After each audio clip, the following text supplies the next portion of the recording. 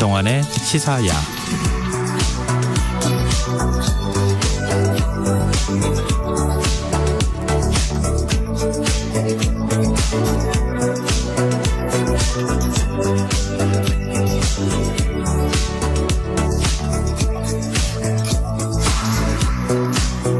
하루의 마무리, 오늘도 함께 하시죠. 시사평론가 김성환입니다. 여야간 정치권의 대치가 더욱 격화하는 분위기입니다. 국민의힘은 이른바 허위 인터뷰 의혹과 관련해 공세 수위를 높이고 있고요. 민주당은 해병대 최상병 사망 사건을 고리로 내각 총사퇴를 요구하고 나섰는데요. 한 주간 있었던 정치권 움직임, 뉴스 외전에서 자세히 분석해 보겠습니다. 북한과 러시아의 군사협력이 우려되는 상황에서 북한이 전술핵 공격 잠수함을 건조했다고 주장하고 나섰는데요. 일련의 움직임 어떻게 봐야 하는지 더 깊이 들여다보는 인터뷰 시간에 전문가와 얘기 나눠보겠습니다. 김성환의 시사에는 청취자 여러분들의 관심과 참여 기다립니다. 방송 내용과 관련해 의견 있으신 분들은 문자 보내주십시오. 당첨된 분들께는 모바일 쿠폰 보내드릴 텐데요. 참여하실 번호는 샵 9730이고요. 짧은 문자 50원, 긴 문자는 100원의 이용료가 부과됩니다. 또 저희 방송을 유튜브를 통해서도 실시간으로 시청 또 참여하실 수 있는데요. KBS 1라디오 채널 들어오셔서 구독, 좋아요 많이 눌러주시길 부탁드립니다. 김성환의 시사야, 그럼 지금 시작하겠습니다.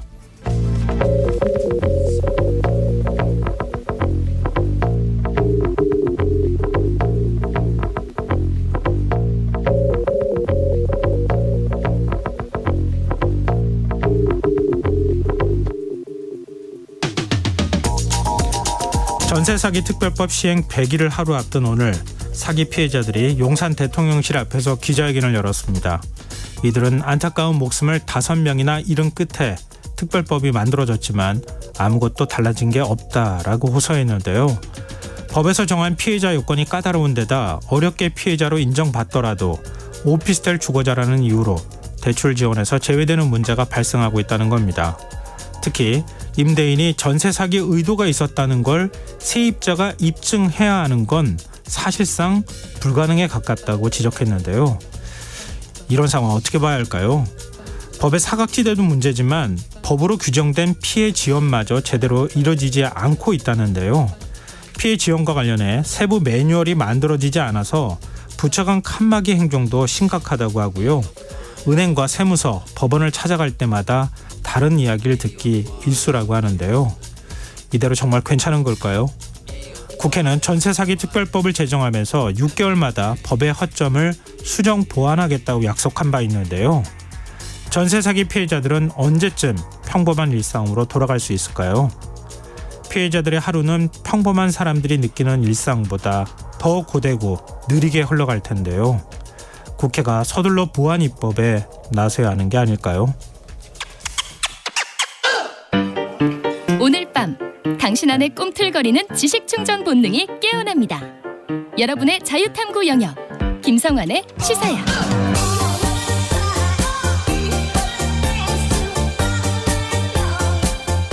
한 주 동안 있었던 이슈 가운데 우리가 조금 더 깊이 들여다봐야 할 정치권 움직임 분석해보는 시간입니다. 뉴스의 외전들 함께해 주시는 패널 두 분 소개해드리겠습니다. 이종근 시사평론가 모셨습니다. 안녕하세요. 네, 안녕하십니까, 이종근입니다. 배종찬 인사이트K 연구소장 자리하셨습니다. 안녕하세요. 안녕하십니까, 배종찬입니다. 네. 아유, 요즘 뭐 정치권의 분위기가 좀 살벌하다 그러잖아요. 이제 대치 국면이 지금도 그렇지만 앞으로도 길어질 것 같다 이런 생각이 좀 드는데요. 예. 일단 화천대유 대주주 김만배 씨 이른바 허위 인터뷰 의혹, 이 부분이 지금 최대 화두로 떠올랐습니다. 국민의힘은 국기문란이다 이렇게 규정을 했고요. 그 김기현 대표의 경우에는 뭐 사연까지 언급하면서 굉장히 좀 격한 반응까지 좀 보이고 있는데요. 일단 이 허위 인터뷰 의혹 두 분은 어떻게 보시는지, 지금 뭐 뉴스타파 측에서도 인터뷰 전문을 공개해서 또 반론이 제기되고 있는 상황이기도 하거든요. 어떤 부분부터 말씀해 주실래요? 제가 먼저 말씀드릴까요? 크게 두 가지로 분류가 될 수 있을 것 같아요. 네. 하나는 지금 당시에 이재명 후보가 주장했던 것들이 하나씩 사실이 아님이 드러나는 게 아닌가라는 생각이 좀 듭니다. 당시에 이재명 후보가 어떤 걸 주장했냐면 네. 거 봐라. 토건족들, 토건 비리를 저질렀던 족들이 나를 공산당이라고 했다라고 주장을 지금까지 해왔습니다. 예. 그런데 따지고 보면 김만배 씨의 인터뷰, 즉 사적 대화라고 주장하는 신학윤 씨와의 대화에서 그때 공산당 발언이 나옵니다. 그런데 만약에 이 인터뷰가 허위라면 그 사실도 역시 허위다. 두 번째는 뭐냐면 조우영이라는 사람을 동원해서 부산저축은행과 대장동, 그러니까 부산저축은행에서 대출받았던 것이 대장동의 몸통이다. 그러므로 윤석열 대통령이 몸통이다라는 프레임을 윤석열 커피라는 것으로 우리가 프레임을 잡았잖아요. 이렇게 길게 설명하지 않고 딱 윤석열 커피 그러면 윤석열 검사가 당시에 조우영을 불러서 커피를 타주고 그래 그냥 가봐 해놓고 부산저축은행에 대출을 다 덮어버렸다. 이렇게 지금까지 연상을 했는데 지금 뉴스타파의 72분의 그 원본을 다 들어봤더니 짝이 끼었다라는 게 다 드러났죠. 왜냐하면 당시에 처음에 3월 6일 날 뉴스타파가 보도한 건 다 잘라버리고 마치 윤석열 커피 타주고 보낸 것처럼 붙여놨는데 어저께 저도 몇 번을 들었는데 커피를 타줬는데 타준 건 직원들이 타줬다라고 대답을 하더군요. 그러니까 윤석열이 그러니까 아니 직원이 타줬어. 그리고 혼자 마셨어. 그리고 그냥 갔어. 라는 대화가 이어집니다. 그럼 윤석열 커피라는 것도 없어지는 것이고요. 마지막으로 아까 크게 두 가지의 두 번째는 뭐냐면 이겁니다.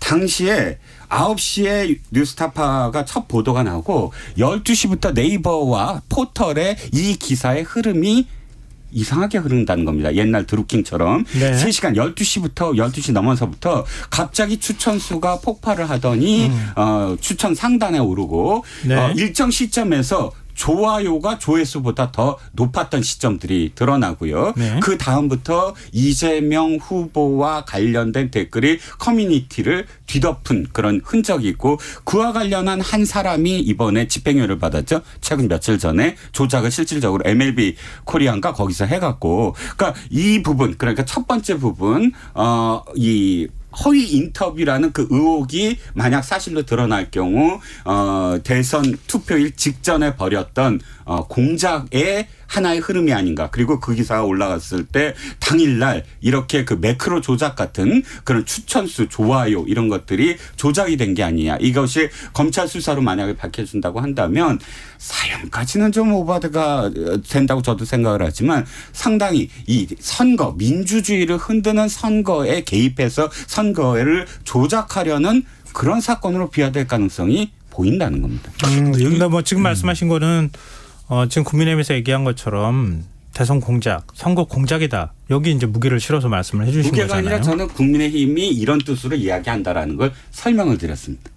이종국 평론가님 의견이 아니고. 제 의견을 말하면 길어지니까. 네네, 알겠습니다. 할까요, 지금부터? 아니요. 예. 일단 그 말씀하신 거 네네. 가운데 혹시 뭐 지금 반론을 제기하시거나 아니면은 팩트체크 하실 부분이 있으면 같이 말씀을 해 주시면서 의견 주시면 될 것 같아요. 그러니까 이제 조금 전에 그 이종국 평론가께서 이제 국민의힘에서 주장을 그렇게 하는 내용이다. 네네. 그러니까 이제 국민의힘에서 그렇게 생각한다면은 시대의 선거 사기 공작 또 뭐 사형에 비교할 수 있을 정도의 사건이다. 이렇게 이제 김기현 대표가 이야기하는 그런 상황으로 이제 볼 수 있을지 모르겠는데. 희대선거 공작은 대통령실에서 밝힌 거, 고위 관계자가 얘기한 거고 네네. 김기현 대표는 이제 그렇죠. 사형 제가 얘기를 이제 한 거고. 국힘을 사건. 그 말씀을 연장선상에서 묶어서 말씀드린 거고. 네. 핵심은 이게 이제 커피가 핵심은 아닐 거예요. 네. 이제 커피라는 것이 굉장히 이제 부각이 됐는데 더 중요한 것은 이 부분이겠죠. 이것이 말 그대로 선거판을 뒤엎으려고 그 의도된 공작과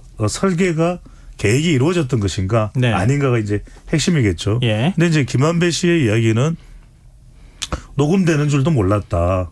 그리고 이게 이제 대선 직전에 있었던 인터뷰의 내용이 아니라 그렇다면 이제 대선 직전에 인터뷰를 하고 그것을 바로 뭐 확인할 지체할 사유도 없이 네. 보도해서 언론사에서 확인할 사유도 없이 그걸 보도했겠죠. 그런데 2021년 9월 달이니까 대선에서 약 6개월 전에 이제 네.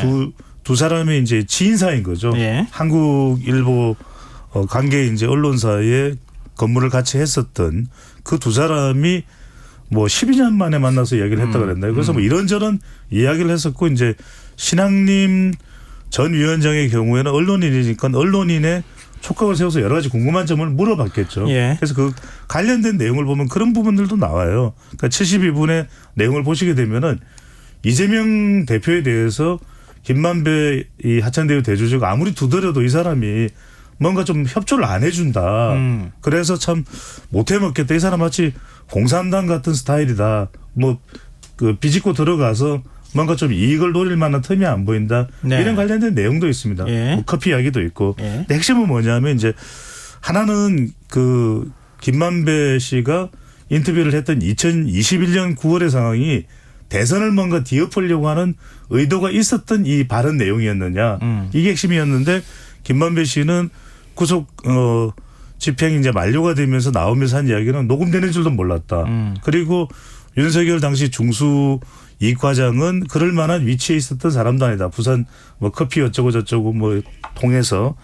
그다음에 두 번째는 이 내용이겠죠. 그러면 뉴스타파가 이걸 이제 대선 5일 전에 신학님 전 위원장으로 받아서 보도를 할 때 뭔가 선거판을 뒤엎어서 영향을 주려고 하는 의도가 있었을까. 네네. 그거는 우리가 이제 뭐 검증을 해야 될 부분이고 그것을 언론사의 보도만으로 그렇게 이제 단정 짓는 것은 사실은 과한 해석일 수 있으니까. 또 네네. 하나 이제 짧게 말씀드리면 네. MBC나 KBS가 이제 그걸 인용해서 보도했거든요. 근데 인용해서 보도한 거는 MBC와 KBS뿐만이 아니죠.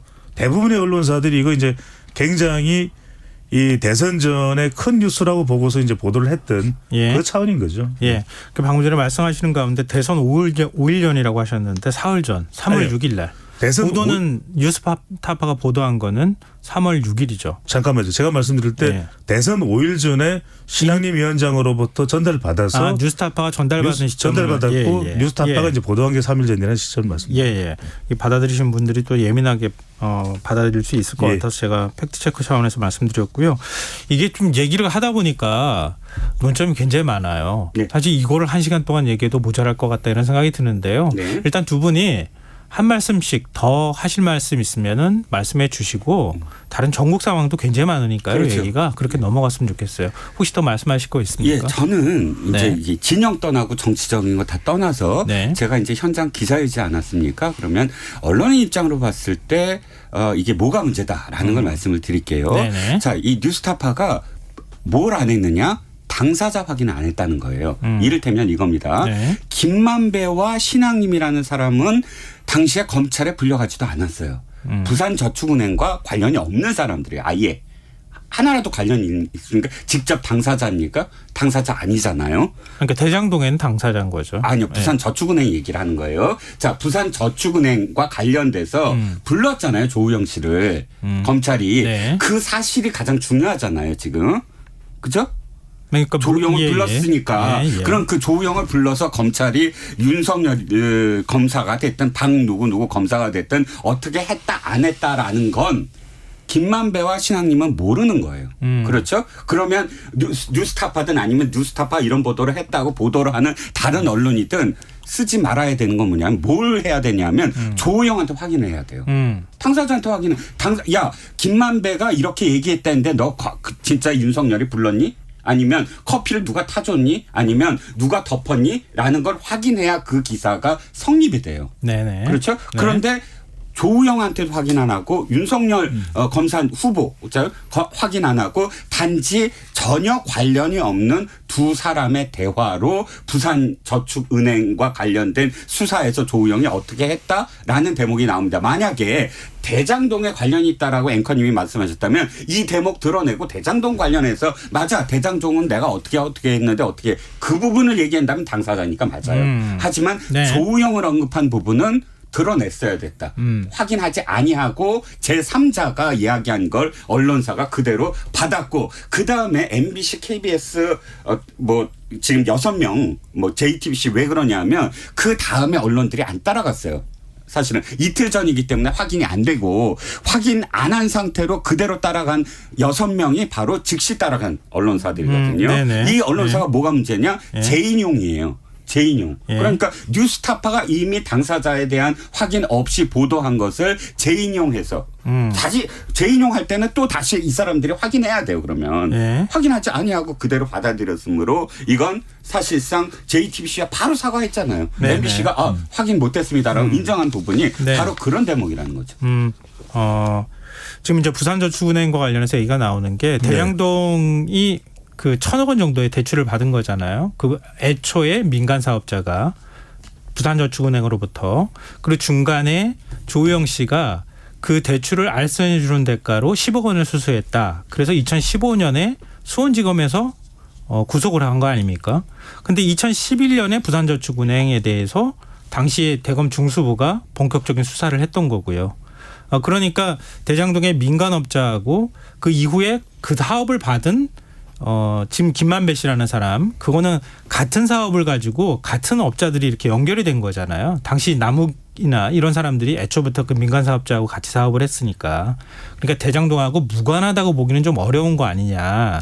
이런 얘기가 있을 것 같고요. 하나는 거기에 대한 반론은 뭐냐면 다시 말씀드릴게요. 저 현장 기자였잖아요. 지금 부산저축은행 사건과 관련해서 가장 중요한 게 윤석열이 풀어줬다라는 거예요. 바로 그 윤석열이 몸통이라고 이재명 후보를 비롯해서 민주당이 이틀 동안 얼마나 많은 논평을 했습니까? 그러면 윤석열이 몸통이다 아니다라는 게 딴 게 아니고 바로 부산저축은행과 관련해서 실질적으로 윤석열이 불렀다 안 불렀다가 지금 가장 큰 쟁점이잖아요. 네. 제가 반박하기 위해서 말씀드린 게 아니고요. 그걸 갖고 대장동이 똑같다라고 말씀하시면 그 제가 반박하려고 말씀드린 게 아니고요. 네. 그 다음에 김만배가 조우영과 관련해서 박영수 특검을 변호인으로 소개시켜 줬잖아요. 소개시켜 주면서 그렇죠. 조우영한테 이렇게 다 얘기가 됐으니 이렇게 하라라고 말한 당사자가 김만배가 있다. 근데 다만 아까 말씀하셨던 요지는 언론사에서 사실 확인을 하려면 그 당사자 중에 한 명이 조우영이면 조우영한테 확인 취재를 했었어야 되는 거 아니냐. 그 취재 안 한 것은 아주 심각한 보도에 있어서 보도윤리에 문제가 있다. 이렇게 지적을 해 주신 거잖아요. 그렇죠. 조우영 확인 안 했다는 거. 그래서 이제 뉴스타파도 설명을 합니다. 조우영하고 이제 연락을 취하고 싶은데 연락이 안 됐다 일단 그렇게 설명을 합니다. 이제 연락이 안 된 부분에 대해서 어떻게 보도를 해야 되는지는 이제 또 따져봐야 될 부분인데 전 두 가지만 짧게 말씀드릴게요. 이제 검찰이 특별수사팀을 구성을 했으니까 이 부분에 대해서 수사가 이루어지겠죠. 그래서 저는 이제 밝혀져야 될 부분은 과연 이제 대선에 어떤 영향을 주기 위해서 의도했는지 여부 이게 이제 핵심 사안일 거예요. 그래서 이제 그거는 이제 수사가 되면 될 거고. 그런데 두 번째는 말씀드리고 싶은 부분이 이 부분이에요. 그러면은 이게 지금 어떤 이야기가 나오냐면 가짜뉴스 이야기가 나오거든요. 그래서 MBC, KBS가 왜 이걸 보도했느냐. 그때 대선에 영향을 주려고 하는 의도가 있었다. 그래서 MBC 기자도 4명이 고발돼 있습니다. 그래서 저는 이 부분이에요. 그러니까 이제 이게 시발점으로 해서 자 언론이 봐라 이러니까 가짜 뉴스 나오고 이걸 원 스트라이크 아웃으로 통제 안 하면 안 된다. 이런 쪽으로 저는 연결시키는 부분에 대해서는 지나칠 수 있어요. 그래서 이 부분을 저는 관련해서도 더 좀 주시해서 봐야 될 부분이다라는 말씀드리고 싶습니다. 네. 더 말씀하실 게 더 있을 것 같은데 지금 이제 언론사 그러니까 지금 이제 기자 출신이시기도 하니까요. 아니 근데 JTBC는 허위 인터뷰 의혹과 관련해서 인용 보도한 언론사까지 지금 문제를 삼고 있는 거잖아요. 그렇죠. 인용 보도한 언론사도 사실 확인을 했었어야 되는 거 아니냐. 그것도 심각한 문제가 있다. 그중에 JTBC는 더 문제가 있죠. 왜냐하면 나머지 언론사 중에 유일하게 확인한 언론사예요. JTBC는 왜? 조우영과 인터뷰를 했어요.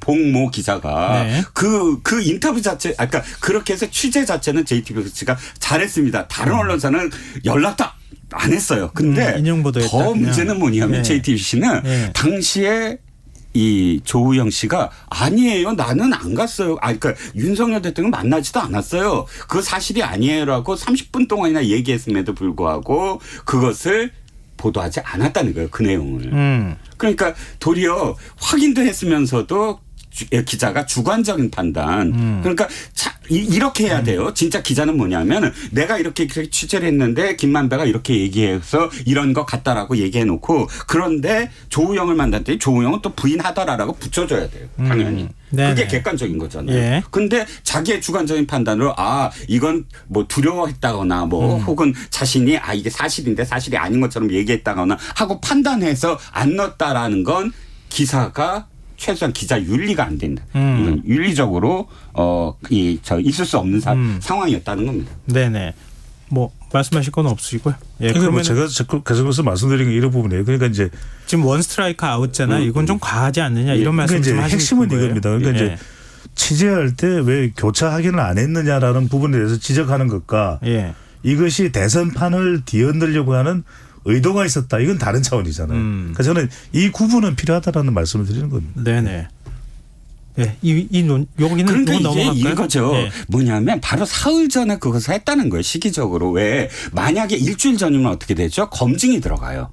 검증이고 왜 반박 보도가 나올 겁니다. 충분하잖아요. 그런데 굳이 5일 전에 넘겼고 사흘 전에 보도를 했다. 이 사흘이라는 건 아시다시피 반론을 할 수 있는 시간이 없어지는 겁니다. 네. 왜 굳이 6개월 전에 한 인터뷰 사적 대화를 녹음을 해서 바로 투표일 즈음에 반박 보도를 할 수 있는 검증할 수 있는 시간적 여유가 없이 보도를 했느냐. 그게 의혹의 시작이라는 거죠. 그러니까 제가 네네. 이거 아주 짧게 말씀드릴게요. 네. 그러니까 지금 이종호 평론가 말씀하시는 점을 계속해서 국민의힘에서 주장을 하고 있는 내용이잖아요. 네. 그러니까 이제 저는 수사를 할 때 단정을 하지 말고 그러니까 말 그대로 3일 전이지만 이건 정말 알아야 될 사안이라고 해서 보도를 했는지 그렇지만 이제 확인하지 않은 점 등은 이제 지적을 받아야 될 부분이겠죠. 네. 하지만 자 그래 대선판을 뒤엎자 도저히 뭐 어떤 후보가 당선되는 것만큼 도저히 용납할 수 없어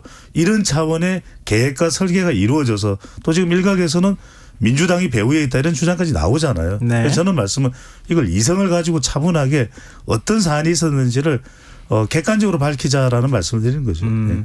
뭐 오늘 여러 차례 언론 기자 출신이시고 뭐 이런 얘기를 했는데 그럼 이거 하나만 좀 마지막으로 여쭤볼게요. 이동관 방송통신위원장이 보도에 책임지지 않는 언론은 사회적 흉기다 이렇게 언급을 했고 방송통신심의위원회도 긴급 안건으로 올렸다고 하고요.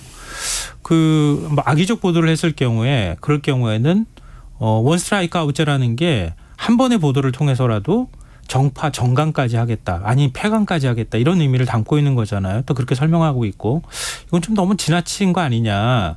그러니까 언론의 자유, 표현의 자유를 위축시킬 수 있는 것 아니냐. 이런 지적에 대해서 어떻게 보십니까? 입장이 확 바뀌어버렸어요. 네. 왜 지난번에 민주당이 그 법을 통과시키려고 했잖아요. 언론 관련 법안. 언론중재법을 개정해서 징벌적 손해배상제 징벌적 손해배상제. 네. 사실은 그때 국민의힘이나 혹은 보수 진영에서 야 너무 심한 거 아니냐. 일단 오보일 수도 있는 거잖아요. 네, 오보도 그렇죠. 물론 책임은 져야 되지만 네, 그러나 그렇죠. 우리가 네. 보통 오보라고 하는 건 실수로 해서 과정 속에서 물론 모든 것이 다 완벽한 취재 과정이 있어야 되지만 그럼에도 불구하고 바로 인정을 하고 네. 그다음에 사과문도 발표하고 언론중재의 중재를 그대로 따르는 언론까지도 중대 뭐 완전히 과도한 어떤 책임을 지울 수 있는 그런 그 상황이고 그리고 진짜 그런 필터링이 완벽하게 갖춰진 중앙 언론 수백 년의 역사가 있는 언론 이외에 새로운 진짜 신생 언론도 많습니다. 뭐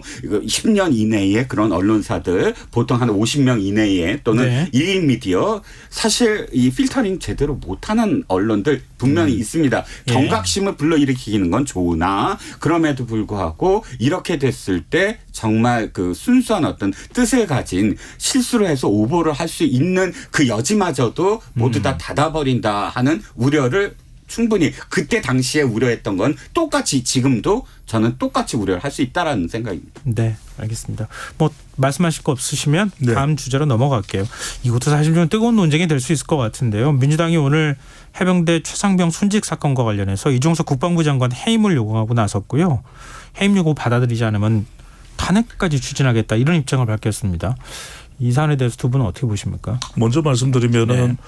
일단 민주당이 그렇게 할 만한 국면이 또 있는 것 같아요. 왜 그러냐면은 이 부분은 계속해서 제가 볼 때는 사실 국민들이 제일 알고 싶은 것은 진실이 뭐냐. 네. 그 당시에 매 최상병이 순직할 수밖에 없었느냐. 그 지휘 체계가 어떻게 됐냐고. 지휘 고하를 막론하고 책임이 있다면 책임을 져야 되는 것이잖아요. 네. 그것을 밝혀야겠다는 것인데 지금 전개돼 나가는 상황을 보면 부당성, 불법성이 이제 감지된다. 네. 왜 그러냐면 지금 경찰은 지금 1사단장부터 시작을 해서 1사단장이 아니라 1사단 해병대 1사단입니다. 압수수색 하지 않습니까? 네. 또 그리고 군사법원에서는 영장도 기각을 했고 물론 이걸 가지고서 이제 판결이 다 종료된 건 아닙니다. 근데 네. 두 번째는 뭐냐면 지금 국회에서도 전개되는 상황들을 보면은 뭐 국방부 장관이 정확하게 논리 타당하게 답변을 잘 해명을 못 하고 있거든요. 네. 바로 그런 부분이 자칫 잘못하면 뭐 정치적 해석도 가능하지만 법 질서상으로도 이게 국기문란이다라고 해석이 될 수 있는 부분이고 네. 그렇다면 이것의 과연 시발점은 어디일까? 그게 국민들은 가장 궁금할 거예요. 여러 가지 뭐 이야기 나오는 설들이 있지만 그걸 떠나서 정확하게 이게 어떤 과정으로 해서 국방부 장관을 거쳐서 해병대 사령관에게 전달됐고 이 상황 이 지경까지 왔을까 그것을 밝혀내자는 차원에서 이제 민주당이 해임을 요구하거나 탄핵으로 가겠다라는 입장으로 이제 해석을 해야 되겠죠. 네, 이종근 평론가님 어떻게? 두 가지 점입니다. 하나는 군은 정치적인 그런 그 입장이나 혹은 정파나 이것이 개입되기 시작하면 그 군의 뭐랄까요 정당성 내지는 군의 지속성이 파괴됩니다. 군은 어떠한 정부가 들어서더라도 흔들리지 말아야 되고 중심을 잡아야 됩니다. 이게 군이라는 특수성이 있고 왜냐하면 어느 나라나 하나의 어떤 군은 국민의 안녕과 생명을 지키는 마지막 보루이거든요. 그런데 지금의 상황이 굉장히 정말 어떤 그 정파는 어떤 특정한 군인을 지금 옹호하고 어떤 정파는 그것을 아니다 외압이 아니다 라면서 강행하고 이런 상황 자체가 정파적인 어떤 그 싸움이 이제 군의 내부에 마저도 단일한 어떤 사건임에도 불구하고 개입이 되고 있구나. 이것만큼은 여야가 이게 아니다. 군에 대해서 는 우리가 정파적인 어떤 개입을 하지 말아야 된다라는 공통된 의견이었으면 좋겠고 네. 저도 이번 최수근 상병 순직 사건과 관련해서 지금 현재 어떤 군이 보여주는 일련의 그 이 태도가 사실 그렇게 투명하고 그리고 빠른 그 시일 내에 유족들의 그런 의혹이나 어느 유족들의 마음을 감싸 안을 수 있는 정도의 태도였느냐에 대해서는 부족한 점이 굉장히 많다라고 생각합니다. 네. 그리고 두 번째 그러나 그럼에도 불구하고 제가 여야 정치인들한테 진짜 바라는 건 탄핵이라는 말은 인플레이션이 돼서는 안 되는 말이다. 너무 그렇게 탄핵을 쉽게 얘기하면 이게 정파적으로 이렇게 진영 간에 그냥 비토크라시 즉 무조건 반대하고 본다라는 게 심화되면 어떻게 되냐면 거꾸로 민주당에 이렇게 물어보고 싶어요. 민주당이 집권했을 때 만약에 국민의힘이 다수당이 한 번이라도 안 되겠어요? 앞으로? 그렇게 다수당이 돼서 야당이 됐을 때 그래? 당신들이 그렇게 했으면 우리도 이제 그렇게 할 거야 하고 모든 그런 장관도 돌아가면서 한 번씩 탄핵을 한다고 치죠. 그러면 탄핵 소추는 되잖아요. 그런데 헌재가 탄핵이란 건 정말 이 헌법과 법과 관련된 정말 결정적인 게 아니라면 옷을 벗기는 파면이라는 그런 것들을 쉽게 내서는 안 된다. 왜? 그 장관이라는 직위, 내각이라는 직위의 연속성 때문이다라는 게 이제 헌재의 입장이고 보면 네. 아니 그 내각의 국정 운영을 방해하기 위해서라도 계속 돌아가면서 탄핵한다 그러면서 우리가 다수당이니까 국민들 지지를 받고 있다. 그러면 그 어느 당이 견뎌내겠습니까? 그러니까 탄핵이라는 말은 정말 마지막 수단이다. 그런데 지금 탄핵이 너무 인플레이션 돼 있다라는 겁니다. 네. 근데 해임 요구는 어떻게 보세요?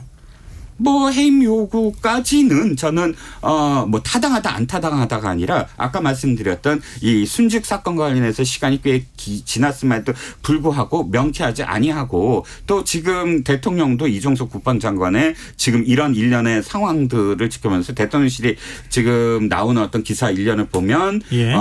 이 교체 그 장관 교체에 이종석 국방장관이 포함되어 있더라고요. 네. 그러니까 이건 네. 어느 정도는 야당의 그 시각과 뭐 다 똑같을 수는 없지만 일정 정도는 받아들이고 있다는 뜻 아닐까 싶고요. 네, 배종찬 수장께서 혹시 하신 말씀은? 저는 5글자입니다. 그러니까 신속한 조치. 신속한 조치가 있으면 네. 이제 야당이 굳이 이렇게 할 이유가 없는 게 국민 지표를 보면은 뭐가 지금 대통령 지지율에 부담이 된다는 것은 확인을 할 수가 있거든요. 네네. 잠깐 소개를 해드릴까요? 그러니까 오늘 한국갤럽 네, 여론조사 소개를 결과가 해드리고 나왔죠. 싶은 이유가 예. 한국갤럽이 자체적으로 지난 5일부터 7일까지 실시한 조사 결과이고요. 네. 이 조사는 중앙선거론조사 심의위원회 홈페이지에서 확인 가능합니다. 어느 정당을 지지하는지 물어봤는데 민주당이 34%로 직전 조사보다는 7%포인트가 올라갔고요. 예. 국민의힘은 직전 조사와 똑같이 34%로 나타났습니다. 윤석열 대통령 지지율은 긍정평가가 33%로 직전 조사와 똑같았고요. 네. 부정평가는 58%로 직전 조사보다는 1%포인트 내려왔습니다. 왜 국민의힘은 변화가 없고 더불어민주당은 올라갔을까? 물론 이제 이재명 대표가 단식하는 거라서 단식에 대해서 이제 지지층들이 결집하는 것도 있겠지만 네. 저는 윤석열 대통령이 지난 이제 후쿠시마 오염수와 서울 양평강 고속도로 노선 변경 논란이 있을 때도 지지율이 올라갔었거든요. 그러니까 이런 부분들을 좀 더 빨리 조치하고 이러면 국정 운영에 대해서 국민들의 공감도가 높아질 텐데 지금 이종석 국방부 장관이 한두 건으로 힘든 게 아니지 않습니까? 그러니까 네. 지금 해병대 건, 홍범도 흉상 철거 이전 논란 건, 그러니까 이런 부분들을 뭔가 좀 매끄럽게 노련하게 조용하게 이걸 국민들은 원할 거예요. 근데 곳곳에서 충돌하고 있거든요. 예. 거기다가 뭐 북한은 전술 핵 공격 잠수함을 만들었다 그러고 이런 부분들이 영향을 준다면 좀 신속한 인사 조치도 필요하다고 볼 수가 있는 거죠. 여론사 전문가로서 네. 지금 한 주 만에 7%포인트가 뛰었단 말이에요. 굉장히 큰 거죠. 근데 이거는 좀 우리 조사하다 보면은 이렇게 튀는 조사 결과가 나올 수도 있는 건데, 그리고 또 이거에 너무 이 수치에 너무 그 뭐랄까 분석에 초점을 맞춰서는 안 되는 거 아니냐 이런 지적도 있거든요. 물론 뭐 저도 그렇게 설명을 합니다. 하지만 네. 이제 추세를 쭉 본다 그러면은 과연 어떤 것이 영향을 미쳤을까라고 본다면 네. 최근에 관련된 사안들을 볼 수가 있겠죠. 좀 응답자 특성별로 들어간다면 기존에 조금 빠져나갔던 더불어민주당 지지층 뭐 호남 40대 화이트 칼라가 결집하는 그런 결과거든요. 그러니까 네네. 대통령도 그렇게 이제 대통령실도 그런 판단을 안 하지는 않을 겁니다. 대통령 지지율이 더 올라가면 훨씬 더 국정 운영도 탄력을 받고 여소야대 국면에서 네. 근데 왜 안 올라갈까 이런 고민을 하는 거죠. 네, 대통령 지지율은 33%로 지난주하고 동일하게 나왔는데 정당 지지율만 이렇게 탁 하고 튀는 현상이 나타났어요. 그럼 지금 뭐 말씀하신 것처럼 이재명 대표 단식 효과입니까? 아니면 뭐 다른 뭐 저는 네. 지난주에 네. 앵커님이 제 발언에 대해서 네. 말씀하신 게 떠올라요. 제가 네. 그랬잖아요. 민주당 지지율 바닥이다. 이제 올라갈 일만 남았다 그랬더니 아. 바닥이에요 그러셨잖아요. 근데 네. 아니 농담입니다. 근데 사실 저는 이제 그 뜻이 뭐냐면 더 내려갈 그럴 일이 없다. 왜냐하면 악재는 이미 사전 반영되잖아요. 민주당이 네. 갖고 있는 네. 예를 들어서 이재명 당대표의 사법 리스크 저는 이제 더 이상 반영되지 않을 것 같아요. 왜냐하면 그 어차피 이거는 서초동의 지금 시각이지 여의도의 시각이나 혹은 이 대통령실의 시간이 아니다. 네. 그러므로 서초동의 시간이 지금 정체되어 있는 상황에서 이것이 여의도에 벌어지는 어떤 이재명 대표에게 영향을 미치거나 민주당에 영향을 앞으로 못 미칠 거다. 그래서 제가 바닥이라고 말씀을 드린 거고 예. 그런 의미에서 사실 아까 7%포인트 말씀을 하셨지만 한국평판여론연구소하고 RN서치하고 뭐 수치를 제가 말씀을 안 드리겠지만 지난주에 상당히 유의미하게 지금 그 민주당 지지율이 올랐어요. 네. 그러니까 이게 추세라는 게 한두 군데가 그냥 이 튀는 게 아니고 갤럽은 사실 제가 알기에는 좀 보수적이거든요. 예, 맞아요. 예, 예. 다른 데는 굉장히 출렁출렁 그 폭이 넓지만 여기 전화 면접 조사하는 거잖아요. 갤럽이 7%면 다른 곳에 뭐 10% 이상인 것처럼 일 것처럼 굉장히 큰 어떤 폭의 이 조사임에도 불구하고 사실 이 신호가 이미 켜지고 있었다. 몇 가지 선행된 그런 기관의 그 조사 결과가 네. 그 신호를 보이고 있었다라고 생각을 합니다. 네, 알겠습니다. 여론사 결과 분석은 여기까지 하는 걸로 하죠. 네. 네, 지금 여러분께서는 KBS 라디오 김성환의 시사를 듣고 계십니다. 뉴스의 외전 배종찬 인사이트K 연구소장 이종근 시사평론가 두 분과 함께하고 있습니다. 잠깐 국민의힘으로 좀 갔다가 왔으면 좋겠어요. 국민의힘이 내년 총선의 전초전이라고 불리는 강서구청장 보궐선거에 후보를 내기로 했어요. 김태우 전 구청장 다시 국민의힘에서 공천하는 거 아니냐 이런 얘기가 나오고 있고요. 민주당에서는 또 마침 또 진교훈 전 경찰청 차장을 전략 공천을 했거든요. 지금 그 강서구청장 선거 이 판세를 어떻게 보십니까, 두 분은? 강서대첩인데 저는 이게 한 치 앞을 내다볼 수 없을 것 같아요. 왜냐하면은 좀 더 손에 잡히는 전망을 해드리면 좋을 것 같은데 그렇게 보기가 어려운 게 이게 그냥 전국 선거와 동시에 치러지는 지방선거였다면 네. 민주당의 이 바닥 정서가 상당히 좋은 곳입니다. 그러니까 지난 맞아요. 대선에서도 이재명 후보가 윤석열 후보보다도 더 많이 득표했던 곳이 강서구. 지금 현역 의원 3명도 또 더불어민주당이고 예. 지난번에 이제 지난해 지방선거 때 김태우 전 강서구청장이 이길 때도 간당간당하게 근소한 차이로 이겼거든요. 그때는 이제 뭐 파죽지세였죠. 국민의힘이 서울에서. 근데 이제 바닥 정서는 민주당이 더불어민주당이 좀 유리한 지역이라고 볼 수 있는데 이게 보궐선거잖아요. 네. 그리고 휴일이 아니에요. 예. 이게 어떤 변수가 작동되었으면 결국 투표율입니다. 그러니까 이제 대체적으로 30대, 40대, 50대 초반까지의 투표율이 높아야 민주당 후보에게는 상당히 유리할 수가 있는데 물론 이제 최종적으로 국민의힘 후보가 누가 나오느냐도 중요하겠지만 이게 투표율이 60대와 70대 이상은 꽤 나올 거예요. 보궐선거의 이전의 상황을 보면 그런 점에서는 저는 상당히 팽팽한 접전 좀 예측하기가 쉽지 않은 왜 네네. 투표율을 예측하기는 그만큼 어려운 일이거든요. 연령대별로. 네. 네. 아, 예. 이종근 평론가 구청장 어떻게 보세요? 선거가 뭐 의미가 없다는 말씀은 아닙니다. 하지만 네. 이번 구청장 선거는 어마어마한 의미를 가질 것 같아요. 네. 왜? 이번 구청장 선거로 양쪽의 비대위가 아마 진쪽은 바로 비대위 체제로 갈 정도로 의미를 부여하고 있거든요. 네네. 지금 강서구청장의 국민의힘 마찬가지입니다. 김기현 대표에 대한 불만이 지금 점점 올라가고 있어요. 즉 지지율 드러나잖아요. 지지율은 막 그 이재명 대표의 사법 리스크 때문이다. 우리가 거기에 대해서 구가하고 있다 정도로서만 국민의힘의 지지율을 관리했을 뿐 스스로 주체적으로 어떤 이슈를 이끌어가면서 특히나 가장 중요한 건 민주당보다 민주당 혁신위가 사실상 국민들의 기대를 못 미쳤으니까 우리는 기대에 미칠 만큼 개혁을 하고 혁신을 하고 바꾸겠다라는 이슈를 던져야 되는데 그렇지 않고 그냥 민주당의 하락세에 묻어갔다가 네네. 이제 만약에 강서구청장 후보를 더군다나 지난번에 이미 그 대법의 판결이 난 지금 김태우 후보가 만약 확정이 된 다음에 내보내서 졌다. 그러면 김기현 대표는 아마도 큰 책임을 물을 그 수밖에 폭풍이 없는. 오히려 더 큰 선거가 그럼요. 물을 될 수밖에 가능성이 없는 높다. 상황이고요. 똑같이 그 정도는 아니겠지만 그럼에도 불구하고 민주당도 역시 부담을 가질 겁니다. 왜? 아니 김태우가 대법원 판결까지 났는데 이 김태우한테 또 줘? 라고 얘기하면 또다시 민주당도 지도부는 뭐든 흔들릴 텐데 여기에 또 여러 가지의 어떤 변수가 있습니다. 네. 아주 짧게 한 말씀은 마지막으로 요거 하나 좀 네네. 질문을 드려야 될 것 같아서 지금 단식 중인 민주당 이재명 대표 내일 검찰에 출석한다고 하거든요. 이 시기를 놓고 검찰하고 계속 줄다리기를 했었는데 지금 검찰 소환이 지금 이제 단식 국면에 어느 정도 영향을 미칠지 두 분한테 한 30초씩 여유를 드릴게요. 그 시간 안에 답변을 좀 해주셨으면 좋겠습니다. 저는 뭐 별로 달라질 건 없는데 달라진다면 그 이화영 전 부지사의 네. 입장이 좀 달라졌다라는 거. 두 번째 이제 옥중 편지가 나오면서 예. 이재명 대표에게 당시 경기지사 시절에 보고했다라고 하는 것은 허위였다. 사실이 아니다라고 이야기를 했거든요. 네. 저는 이게 크게 영향을 미칠 것 같아요. 지금 사실 이번 건 때문에 소환 조사를 하는 거니까. 그러니까요. 왜냐하면 대북 송금인데 그러면 이제 백현동하고 같이 뭐 병합을 해서 구속영장을 청구하고 회기 중에 체포동의안을 전달할 것이라고 하는 이 검찰의 수순에 또 차질이 있을 수도 있거든요. 그런데 예. 이제 내부 결집은 지금 단식을 통해서 되고 있는 상황이고 근데 딱히 이제 단식에 이제 해법은 안 나오고 있는 상황인데 이화영 전 부지사의 이 태도가 이 이제 검찰 소환 조사에는 가장 큰 영향을 준다고 봐야 되겠죠.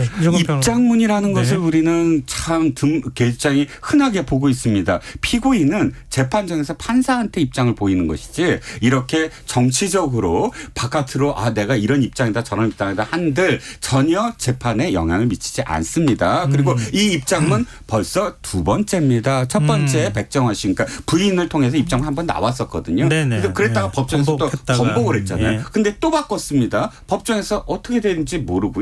세 번째 이화영 부지사가 이제 어떤 진술을 하건 그 이전에 안부수 그다음에 김성태 그다음에 국정원 직원 이 세 사람의 증언이 일치하고 있어요. 경기도가 알았다. 이재명 대표한테 보고를 받았다. 이건 대납이다. 그렇기 때문에 이화영 부지사가 어떤 진술을 하건 이미 이 기소는 이루어질 것이다라는 생각입니다. 그렇군요.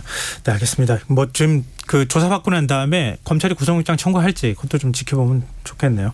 자, 오늘 주스 외전 여기까지 하겠습니다. 지금까지 이종근 시사평론가 배종철 인사이트K 연구소장 두 분과 함께했습니다. 오늘 말씀 고맙습니다. 감사합니다. 고맙습니다.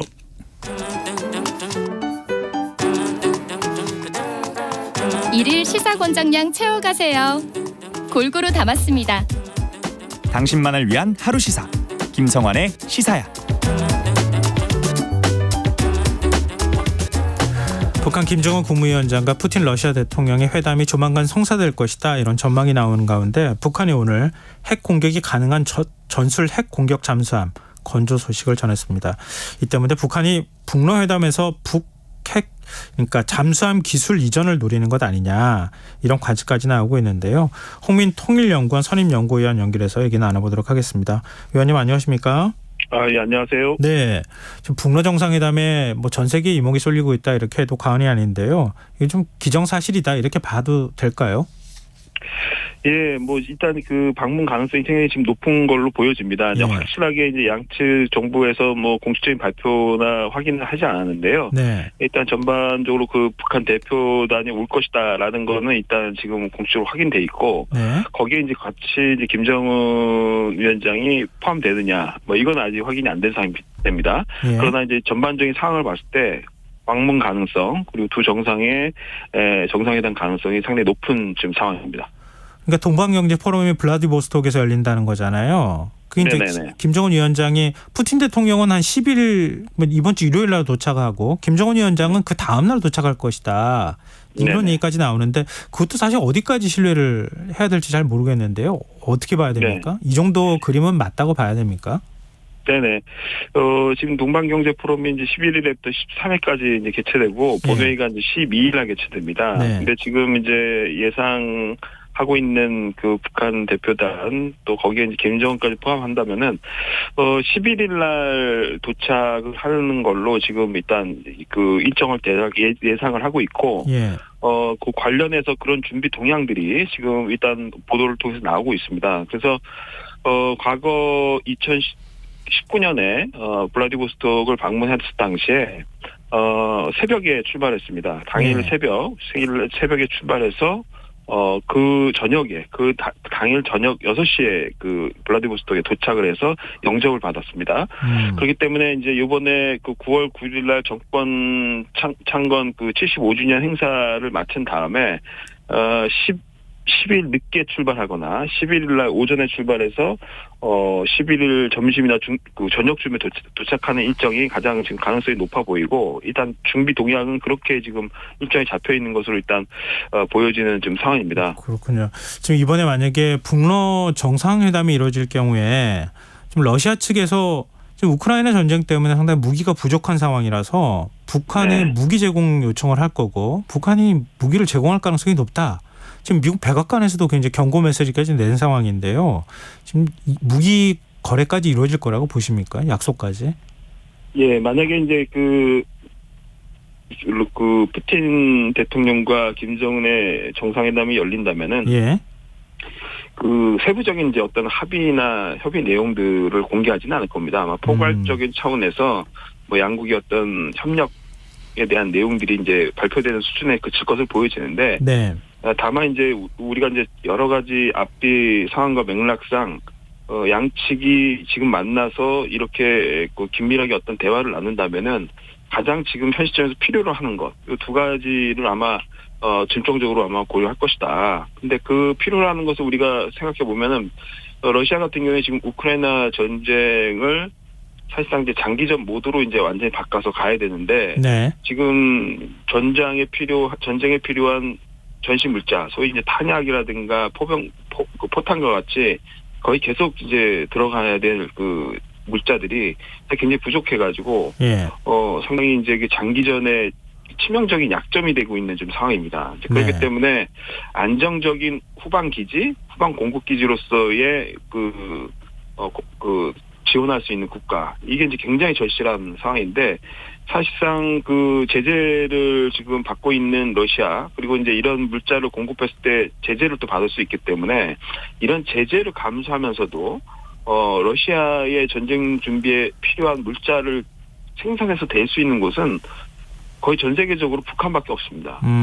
사실상 그런 생산 능력과 생산에 관련된 사이즈 규격을 맞춰서 하실 수 있는 국가는 북한밖에 없고, 또 실제 이제 이런 그 여러 가지 이제 그 무기상에서의 호환성 이런 것들이 상당히 높습니다. 그렇기 때문에 푸틴 입장으로서는 안정적인 전시물자 확보라는 측면에서는 굉장히 절박하다. 그냥 단순히 포탄 몇 개 맞고 하는 그런 문제가 아니라 네. 우크라이나 전쟁의 장기전을 나름대로 방어하면서 잘 버텨낼 것이냐라는 아주 사활이 걸린 문제라고 볼 수 있고 북한 같은 경우에는 지금 대미 억제 차원에서 전략무기, 전술무기를 지금 개발하고 있는데 지금 걸린 게 한두 가지가 아닙니다. 우선 ICBM 같은 경우에도 재진입 기술을 비롯해서 아주 최첨단의 어떤 그런 부분들은 아직 완성도가 떨어진다는 얘기가 있고 예. 또 SLBM과 같이 잠수함 발사하는 미사일 같은 경우에는 핵잠수함이 필요한데 핵추진 잠수함 같은 경우에는 맨 땅에 그러니까 자기가 자체적인 기술을 통해서 개발하기는 상당히 어려운 부분입니다. 그래서 이런 부분들은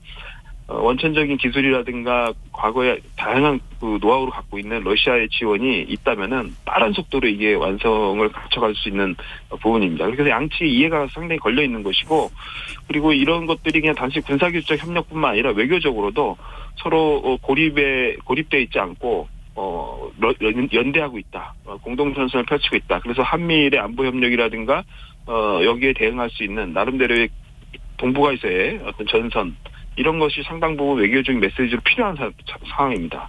근데 우리도 그렇고요. 지금 뭐 미국을 비롯한 뭐 서방 세계 전체도 마찬가지겠지만 러시아가 북한의 핵 추진 잠수함 기술을 이전해 줄 것인가 말 것인가 이거 굉장히 예민하게 받아들이고 있지 않습니까? 그러니까 이게 SLBM을 발사할 수 있다. 그렇다 핵 추진 잠수함이 가지고 있는 성능이나 이것도 생각을 안 할 수가 없는 상황인데요. 진짜 그 단계까지 갈 수 있겠습니까? 그러니까 보통 우리가 그냥 단순히 거래되는 무기를 그냥 포탄과 핵잠수함을 과연 등가적으로 우리가 볼 수 있느냐, 그걸 과연 거래 가능한 것이냐 이렇게 그냥 단순히 생각하는데 예. 제가 앞서 말씀드린 것처럼 안정적인 전시물자 확보라는 것은 우크라이나 전쟁을 이겨야 되는 푸틴의 입장에서는 굉장히 사활적인 부분입니다. 네. 그리고 이제 우크라이나 전쟁의 여파에 따라서 그 자신의 정치 생명과지도 연관이 될 수 있는 부분이기 때문에 푸틴에게는 굉장히 중요한 부분이다. 그래서 단순히 포탄이라는 것만 의미를 찾기보다는 우크라이나 전쟁을 장기전에서 버텨내고 살아날 수 있느냐라는 부분으로 본다면은 네. 북한의 존재 가치는 상당히 높다라는 것이고 또 하나는 러시아가 이 나토가 있는 이 바로 이제 유럽뿐만 아니라 이 태평양에도 상당한 비중을 두고 전력을 항상 배치하고 있습니다. 그래서 네. 블라디보스톡이 이제 태평양 함대 사령부가 있고요.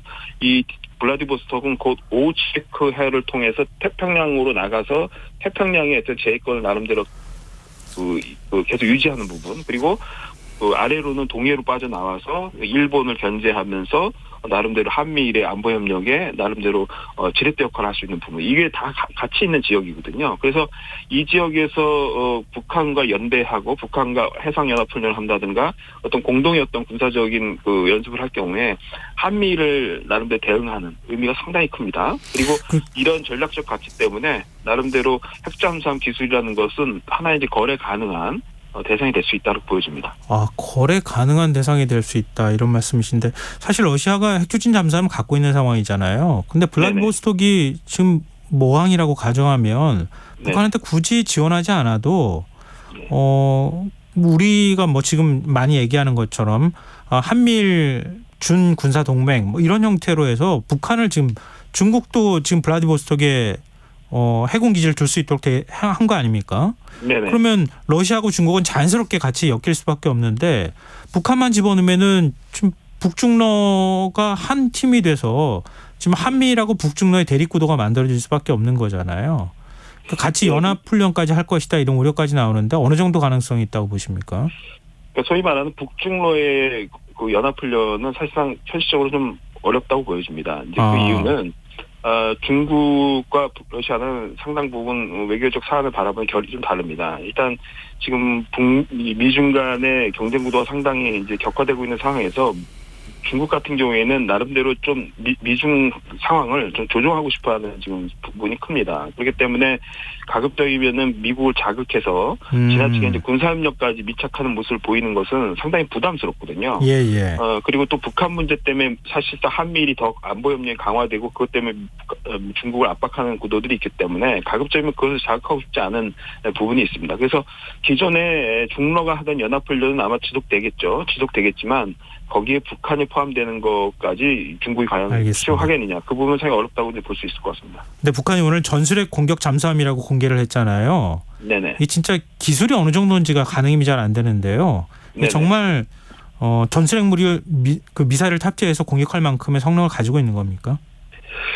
일단 굉장히 그러니까 사실상 이제 알 수가 없습니다. 왜냐하면 그만큼 이제 전격적으로 공개는 하긴 했는데 이 잠수함 자체는 이미 한 3,000톤급의 루미어급 정도로 보여지는데 이게 이미 2019년 4월쯤에 김정은 위원장이 잠수함 건조 공장을 방문했을 때 일단 외면상 공개를 했던 바가 있습니다. 네. 그 4년 동안 계속 그 작업을 했던 거죠. 완성이 안 돼서 계속 이제 작업을 한번 했던 것으로 보여지는데 이게 원래부터 이 소위 이 전략 전술 핵 잠수함으로 사용하겠다라고 건조됐던 것이 아니라 기존에 있던 그냥 잠수함을 일단 개조를 해서 소위 이제 북한이 얘기하는 전술핵 잠수함처럼 사실상 이제 재개조를 한 겁니다. 네네. 그렇기 때문에 이제 전체적인 외형 자체가 우리 군 당국에서도 얘기했지만 지금 함교부미라는 이 부분이 지나치게 과장되게 이제 올라와 있고 확장한 흔적들이 너무 많이 있습니다. 그래서 예.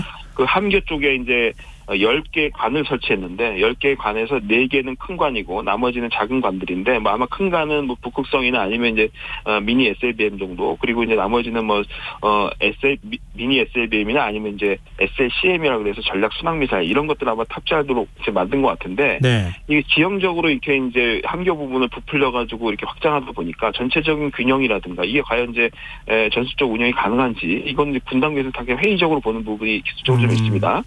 어떻든 이 부분을 차지하고서라도 그냥 북한의 주장대로만 하더라도 일단 좀 우리가 고민을 해봐야죠. 위협도가 있다고 봐야 돼요. 왜냐하면 네. 지상 중심에서 탄도미사일만 주로 쏘다가 이게 이제 해상에 플랫폼이 생기는 거거든요. 이게 지금 그렇군요. 첫 번째 한 척이지만 이후에 계속 확대되면은 해상에서도 이제 어떤 공격이 가능하다는 것 때문에 우리가 이제 북한의 대잠수함에 대한 방어 훈련을 굉장히 열심히 준비를 해야 되는 상황이 되는 거죠. 알겠습니다. 오늘 말씀 고맙습니다.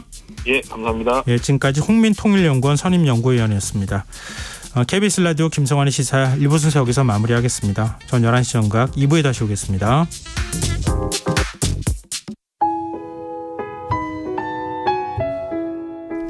청취자 여러분, 위기가정을 찾아주세요.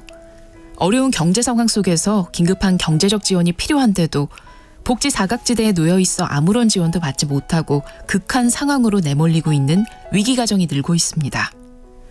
KBS 강태원 복지재단에서는 사회 안전망에서 벗어나 위기에 처해 있는 가정을 발굴해 긴급 지원하는 사업을 진행합니다. 여러분 주위에 스스로의 힘만으로는 도저히 일어설 수 없는 힘든 이웃이 혹시 있는지 찾아봐 주세요. 우리 사회의 건강한 구성원으로 신속히 복귀할 수 있도록 KBS 강태원 복지재단이 작은 힘을 보태겠습니다. 여러분의 제보 전화를 기다립니다. KBS 강태원 복지재단 제보 전화 1533-0900, 1533-0900입니다.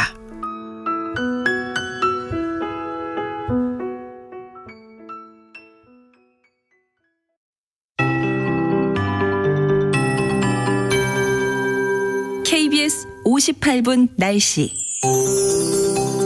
오늘 서울 지방의 낮 최고기온 30.5도 기록하면서 어제보다는 조금 낮았지만 여전히 평년보다 3.1도가 높았습니다. 그 밖에 수원은 30.6도, 북춘천 30.3도, 청주 30.2도, 부여고창 30도 기록했습니다. 내일과 모레도 전국의 대부분 지역 낮 최고기온이 30도 안팎까지 올라 늦더위가 계속되겠습니다. 내일 전국이 대체로 맑겠습니다. 다만 강원 영동과 경상권, 제주도는 가끔 구름 많이 끼겠습니다. 일요일은 전국이 구름 많은 가운데 경남권 해안은 새벽부터 오전 사이 비가 조금 내리겠고 제주도는 일요일 밤부터 월요일 오후 사이 가끔 비가 오겠습니다. 내일 아침경 대구령 10도까지 내려가겠고 대구 18도, 광주, 부산 20도, 서울 21도가 예상입니다. 낮 기온은 서울, 대전, 광주 31도, 인천, 대구, 부산, 제주 29도, 울산 27도가 예상입니다. 미세먼지 농도는 전국적으로 좋음이나 보통으로 예상입니다. 모레까지 경상권 해안과 제주도 해안은 놀성 파도가 강하게 밀려온 것이 있겠습니다. 해안가 안전사고에 유의하시기 바랍니다. 서울지방 현재 기온 24.4도, 습도 73%입니다. KBS 58분 날씨 전건배입니다.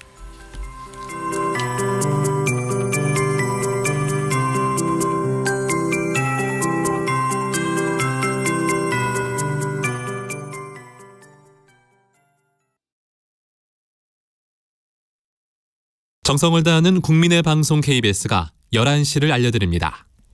AM 711kHz, FM 97.3MHz, KBS 1라디오입니다. HLKA.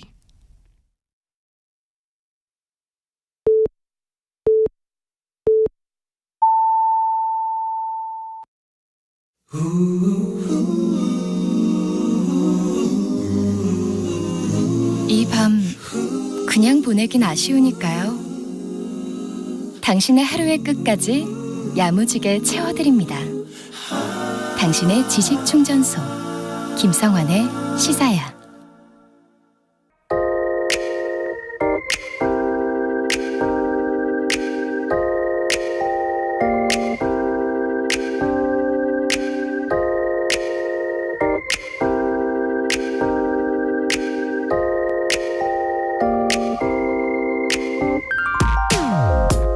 올해 빅테크 업계를 뒤흔든 큰 사건이 있었죠. 눈치 빠른 분들은 아시겠지만 생성형 인공지능 챗 GPT의 등장이었습니다. 하지만 시범 서비스를 시작한 지 얼마 지나지 않아 각종 우려가 제기되기 시작했습니다. 인공지능이 내놓은 답변에 오류가 적지 않았고 무엇보다 무차별적인 정보 수집이 문제였습니다. 개인정보는 물론이고 언론사 기사까지 끌어다 쓰면서 지적재산권을 침해하고 있다는 논란에 휩싸였죠. 그런데 이 소식을 접하고 이런 의문이 들기 시작했습니다. 현재 우리가 사용하는 각종 포털 사이트는 이런 논란에서 자유로울 수 있을까? 그들은 내 개인정보를 얼마나 수집하고 있을까? 결론부터 말씀드리면 일단 자료를 받아내는 것부터 쉽지 않다고 합니다. 시민단체가 포털 사이트 2곳을 상대로 개인정보 처리 현황 열람을 요구했지만 전혀 상관이 없거나 우회적인 답변만 내놨다고 합니다. 그래서 어쩔 수 없이 개인정보보호위원회에 분쟁 조정 신청을 냈다고 하고요. 그 후 2달이 지나서야 한 곳은 이메일로 내역을 제공했고요. 나머지 한 곳은 확인 과정에 시일이 소요된다는 안내를 한 뒤 사흘 전까지도 답변을 보내지 않았다고 합니다. 그럼 이렇게 힘든 과정을 거쳐 받아낸 자료에는 어떤 정보가 담겨 있을까요? 가입할 때 제공한 개인정보는 물론이고요. 검색, 쇼핑, 결제 등 각종 서비스를 이용하며 남긴 행동 데이터가 고스란히 기록되어 있었다고 합니다. 그동안 구입한 상품의 유형과 결제 금액, 제품 비교를 위해 어떤 카페를 방문해 무슨 글을 몇 건 읽었는지, 구매, 클릭, 저장해둔 상품 100여 건의 품명명과 가격, 상품 페이지 주소, 앱과 웹에서 방문한 인터넷 1000여 곳의 주소 등이 빼곡히 기록되어 있었다고 합니다. 포털 사이트들은 서비스를 제공하는 과정에서 얻은 데이터를 활용한 맞춤형 광고와 개인화 서비스를 미래 성장 동력이라고 주장합니다. 실제로 인공지능 추천 기술을 고도화한 결과 매출이 늘어나는 효과를 얻고 있다고 말합니다. 물론 가입자가 동의한 개인정보를 활용한 것이라는 설명도 빼놓지는 않습니다.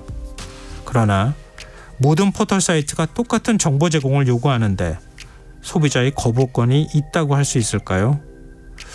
우리는 누군가 내 사소한 일상까지 추적 감시해도 적당히 포기하고 넘어가야 살아남을 수 있는 시대에 살고 있는 걸까요? 지금까지 오늘의 발견이었습니다.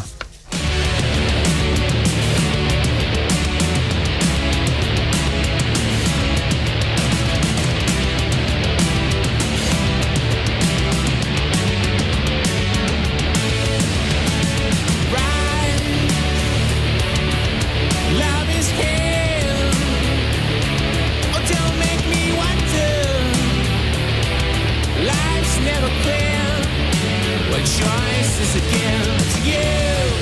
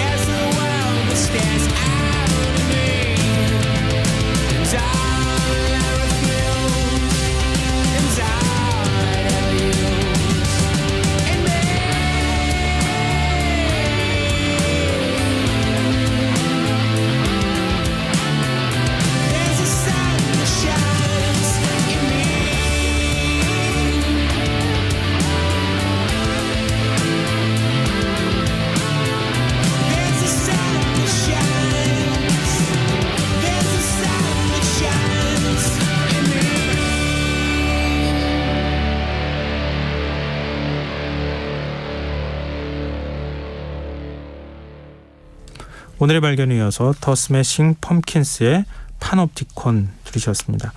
김성원의 시사는 청취자 여러분의 관심과 참여 기다립니다. 오늘도 청취자분들 문자 들어오고 있습니다.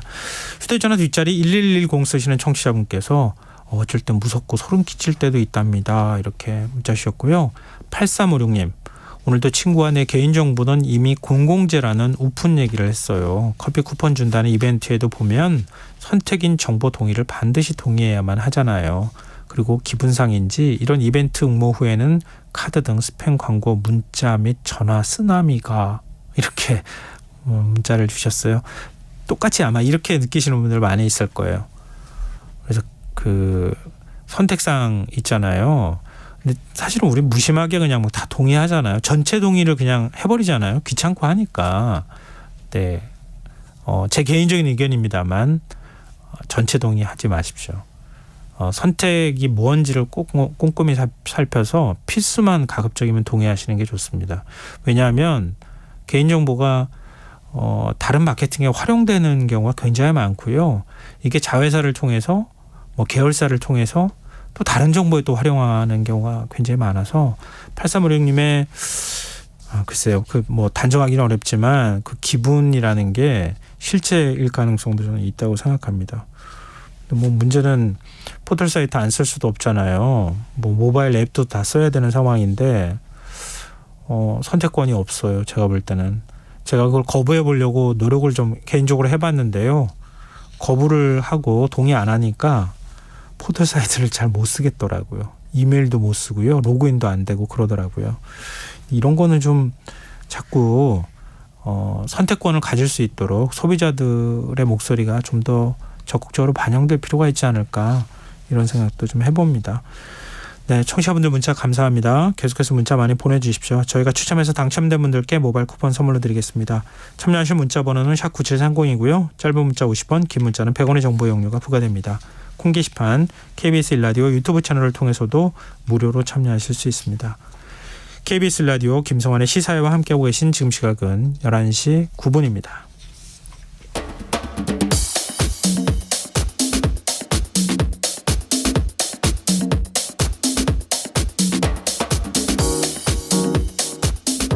오늘 일어난 세상 곳곳의 소식들 당일 배송으로 전해드립니다. 밤참 뉴스 이영경 뉴스캐스터 나와 계십니다. 안녕하세요. 네, 안녕하세요. 네, 오늘도 초등학교 교사가 극단적인 선택을 했다는 비보가 전해졌네요. 예, 우선은 대전 소재의 초등학교의 40대 선생님께서 지난 5일 자택에서 극단적인 선택을 해서 병원으로 옮겨졌습니다만 7일 끝내 사망했다는 소식인데요.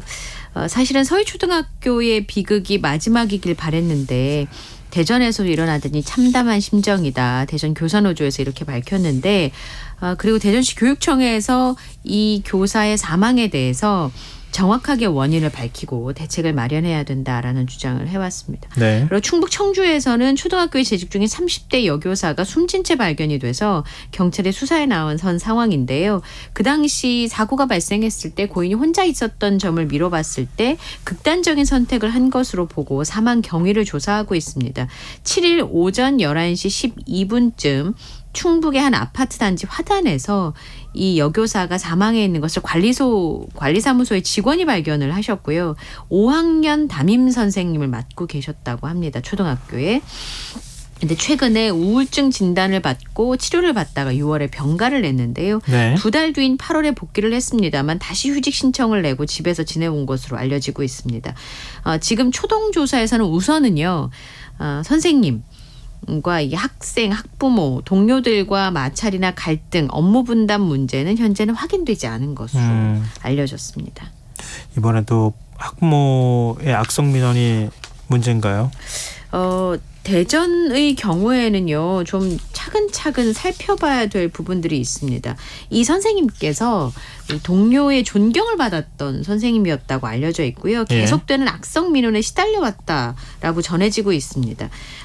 지난 5일에 자택에서 다친 상태로 발견이 됐는데 빈소가 마련된 장례식장이 온통 울음바다이고요. 유족들이 황망한 모습을 보였습니다. 그동안 겪어왔던 일을 토로를 하셨는데 네. 2019년부터 당시에 담임이었던 그 몇몇 학생의 학부모들로부터 악성 민원에 시달려왔다라고 하는 게 유족들의 설명인데요. 네. 수업 중에 굉장히 태도가 불량한 학생이 4명 정도가 있었다고 합니다. 그래서 수업 시간에 태도가 불량하다든지 아니면 수업 중에 갑자기 소리를 지르거나 발로 차거나 꼬집는 등의 행동을 해서 따로 선생님이 지도를 했고 심지어는 급식실에서 드러누워서 일으킨 적도 있다고 했습니다. 네. 2019년 11월 26일에 친구 뺨을 때린 학생을 교장실로 보냈는데 다음날 그 학부모가 찾아와서 사과를 요구했고요. 이틀 뒤에 이 교사가 병가를 신청했답니다. 그리고 12월 2일에는 국민신문고 경찰에 신고를 당해서 12월 23일에 교권보호위원회 개최를 요청했지만 받아들여지지 않았고 이후에도 교육청의 도움을 받지 못한 채 계속 이제 아동학대 관련 조사를 받았다는 건데요. 끝내 결론은 2020년 10월에 그러니까 이 뺨을 때린 학생을 교장실에 보낸 게 2019년 11월이고요. 네. 2020년 10월에 아동학대 혐의 없음 처분을 받았습니다. 그런데 거의 1년 동안 이 일에 매달리게 그러게요. 된 것이고요. 네네. 그 이후에도 수년간 민원을 계속해서 제기를 했다는 게 교선호 측의 설명이거든요. 그 학부모들이. 예. 그렇기 때문에 아까 말씀드린 것처럼 대전의 교사노조에서 주장하는 게 왜 고인이 이런 선택을 할 수밖에 없었는지에 대해서 명명백백하게 밝혀줘야 된다. 그리고 다시는 이런 일이 발생하지 않도록 해야 된다라고 하는 요구를 했습니다. 이게 상황이 이 정도인데 학교 측이 좀 적극적으로 나서서 네. 문제 해결을 하려고 하거나 아니면은 뭐 교육청이나 네. 이런 곳에서도 좀 교사가 이렇게 시달리지 않도록 좀 보호 조치를 취했어야 하는 거 아닌가 그런 생각이 좀 드는데요. 그 유족들의 설명을 들어보면요, 아동학대 혐의로 고소당한 것 그리고 학부모의 학생의 학생의 학부모의 악성 민원이 계속 지속된 것에 대해서 굉장히 고통을 호소했다고 해요. 이 1학년 담임을 하고부터 학생 지도가 어렵다는 얘기를 아내가 자주 했답니다. 그리고 20년 가까이 교직에 있었지만 그런 말을 뱉지 않았는데 2019년 당시에 그런 얘기를 자주 했다는 거고요. 학부모와 같은 동네에 살면서 마주치기도 하셨대요. 그러니까 그럴 때마다 심장이 벌렁거린다라면서 두려워했다고 합니다. 불기소 처분을 한 후에도 잊을만 하면 한 번씩 찾아와서 계속 문제 제기를 했기 때문에 학교 외부에서도 학부모들과 마주치는 것을 두려워했고 특히나 같은 생활권에서 생활을 하고 있었기 때문에 이게 굉장히 힘들었던 것 같습니다. 근데 그나마 조금씩 나아지고 있었는데 우선 유족의 말씀으로는 아동학대 혐의로 고소를 받게 되면 그래도 관련 기관의 도움을 좀 받을 수 있을 거란 생각을 했는데 전혀 아무 도움이 없었다는 거예요. 그냥 그러니까 교사가 알아서 해결해라. 개인적으로 변호사를 구하고 이 아동학대 혐의에 고소당한 것을 방어해가면서 이제 무고로 그러니까 혐의 없음으로 결론이 난 거 아니겠습니까? 근데 참 이런 경우는 어떻게 되는 겁니까? 학부모가 고소를 했어요. 그러면은 조사를 받기도 하고, 네, 재판도 가야 되고, 네, 변호사도 선임해야 되는데. 그 본인이 다 알아서 했다는 겁니다. 변호사 선임도 개인적으로 해야 되는 거예요, 교사가? 그러니까 1년간 직접 변호사를 찾는 등의 개인적으로 대응을 했고 도와준 거는 시스템이 아니라 동료 선생님들이셨다고 강조를 했습니다. 그리고 조금씩 나아지고 있었는데요. 최근에 서희초등학교 선생님의 사망 소식을 접하고 굉장히 슬퍼하고 분노했다는 유족의 얘기가 있었는데요. 네. 교사 집회에도 꾸준하게 참석을 했던 것으로 전해지고 있습니다. 왜냐하면 본인의 이야기들도 얘기를 하고 싶어 했고 또 집회에 참석하면서 변화를 위해서 노력을 해도 학교나 교권이 달라지는 점이 없다라고 하면서 더욱 힘들어했다라고 전하기도 했는데요. 어쨌든 철저한 진상 규명이 이어져야 되겠습니다. 근데 지금 뭐 장기적으로 할 수 있는 제도적인 어떤 뒷받침도 있을 거고요.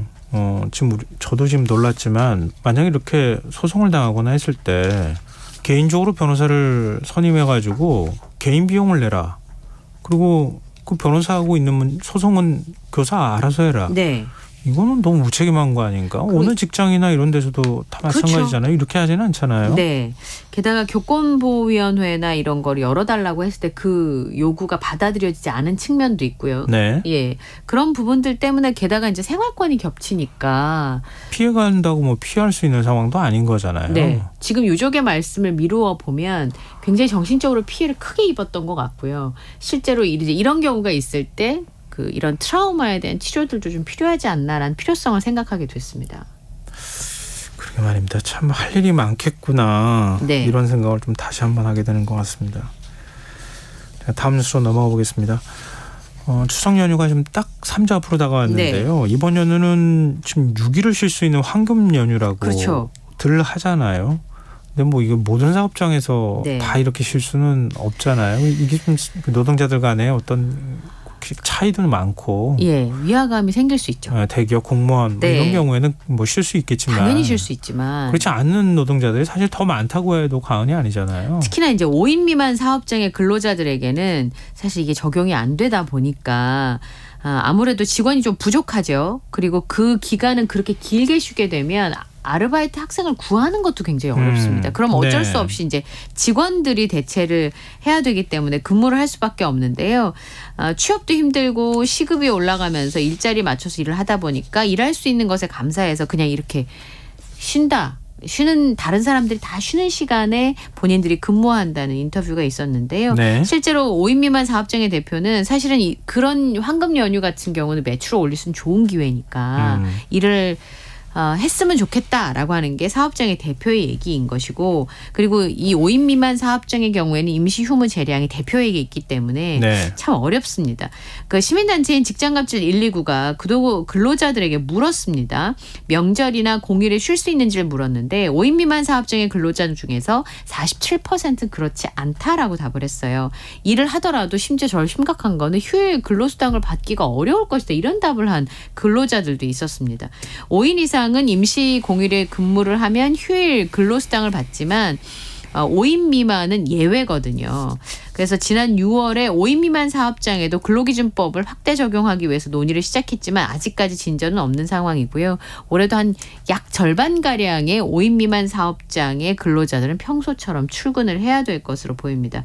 그리고 임시공휴일 같은 경우는 평일보다 매출이 훨씬 더 높을 가능성이 있으니까 네. 휴무를 선택한다는 게 작은 업주 입장에서 쉬운 일이 아니고요. 또 직원들이나 인력이 부족한 상황에서 휴가를 따로 다녀오게 되면 사실은 이렇게 운영하기가 쉽지 않은 부분들이 있는데, 그나마 중소기업은 휴일날 근무를 한다고 하면 휴일날 근무 수당을 받을 수 있는데 네. 그거보다 훨씬 더 작은 사업장의 경우에는 5인 미만 사업장이나 이런 경우에는 그마저도 받을 수 없기 때문에 근본적으로 차별받는다라고 하는 느낌을 지울 수가 없습니다. 근데 지금 뭐 예전식 표현으로는 빈익빈부익부 뭐 이렇게도 많이 네. 표현했잖아요.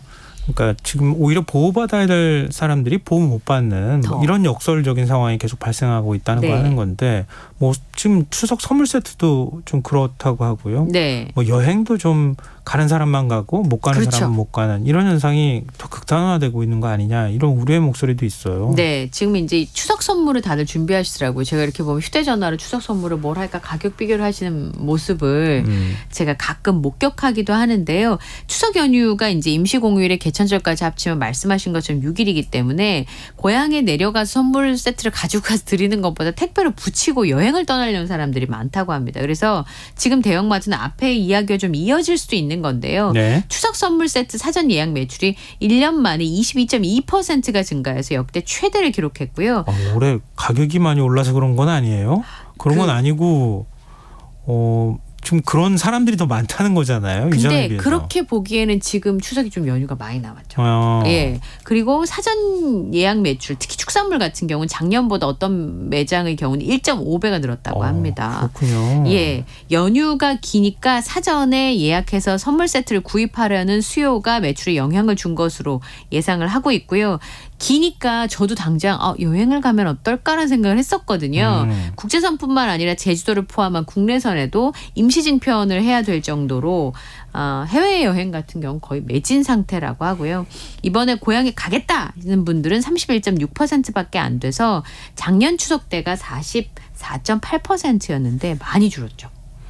또 이런 현상이 좀 구체화되지 않았으면 좋겠어요. 네. 그러니까 사회적 온기가 좀 다 이렇게 골고루 퍼졌으면 좋을 그쵸. 것 같은데 소비도 역시 뭐 사실 침체라고 얘기를 하잖아요. 그런데 또 이런 얘기를 들어보면 그것도 아니네 이런 생각을 하게 되고 그러네요. 지금 여러분께서는 KBS 라디오 김성환의 시사와 함께하고 계십니다. 밤참스 계속 이어가겠습니다. 제주도에 입국한 한 중국인이 네. 자신의 아이를 버리고 사라지는 일이 있었어요. 이 남성이 아동복지법 위반으로 구속 기소가 됐습니다. 지난달 25일에 그 아들이 9살이에요. 근데 버려두고 사라진 혐의를 받는 건데요. 네.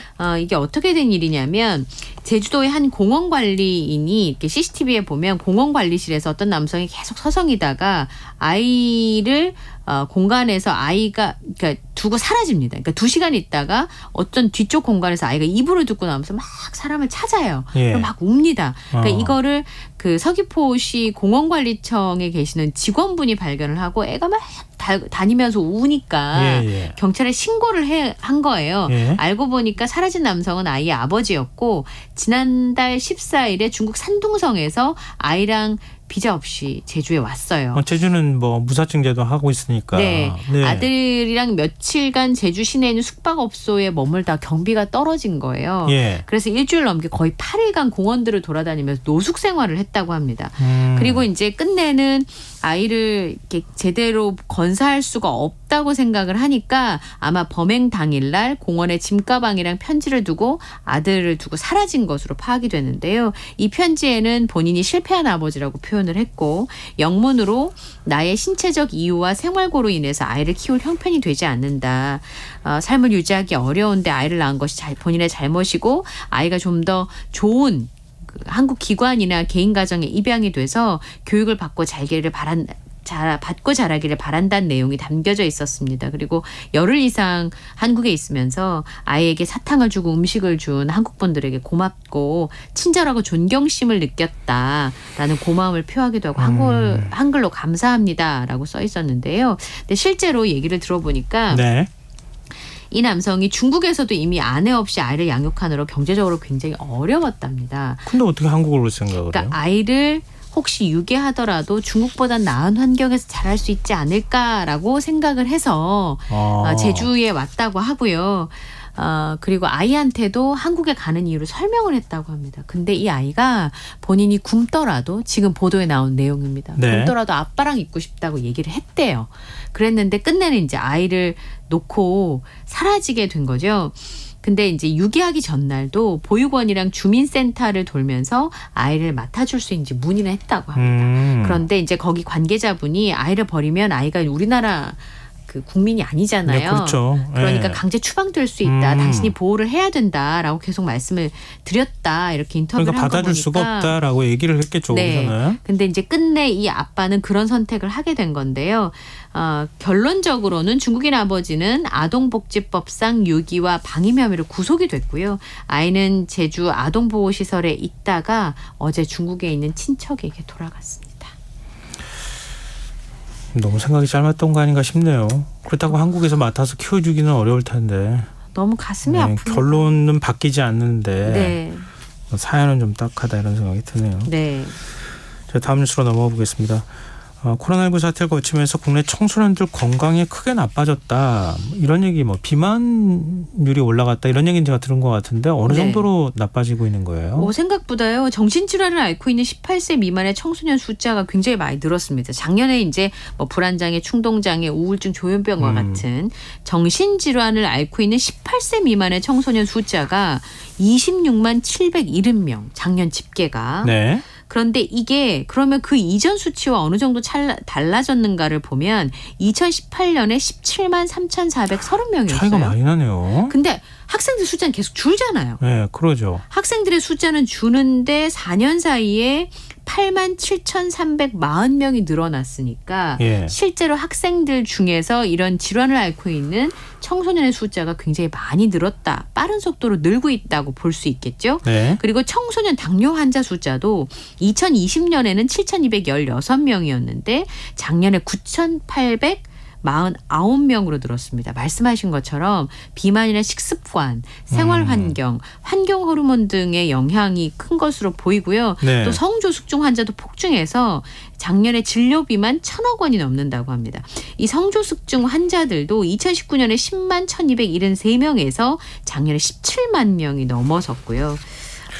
이게 청소년들이 사실 굉장히 건강이 좋을 때인데 인생에 네. 있어서 예. 이런 경우가 몸 건강뿐만 아니라 마음 건강이 악화되고 있다는 건 굉장히 걱정스럽죠.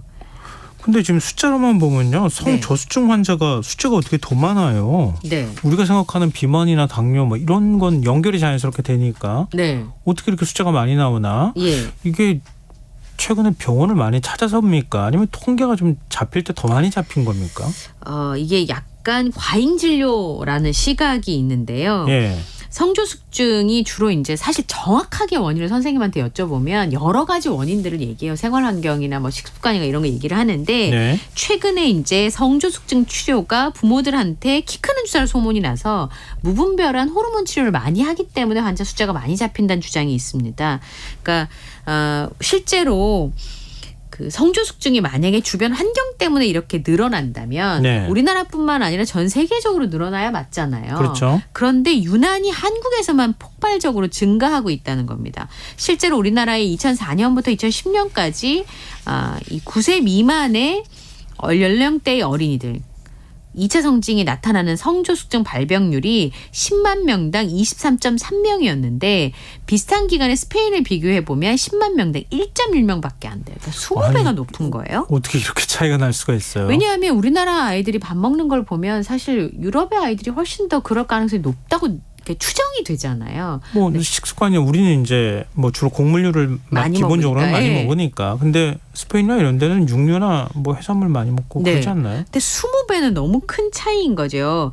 2003년에 관련 고시를 개정할 때 진단 연령이 8, 9세 미만이면 보험 혜택을 주도록 했어요. 네. 그래서 이게 성조숙증 발병의 정책의 미비점 때문에 이렇게 많아지는 거다라는 건데 진단 연령을 간 넘겨서 병원을 찾은 아이가 몇 개월 차이로 보험을 혜택을 못 받는 걸 막기 위해서 그렇게 했는데 그럼 마지막 연령대가 딱 여기잖아요. 그럼 네. 학교 들어가자마자 우선 그렇게 진단을 받고 치료를 그냥 하게 되는 과잉 진료가 많아지고 있다는 거예요. 심지어 9세 11개월의 검사를 유도해서 진단을 내리게 하는 그런 경우가 많다는 겁니다.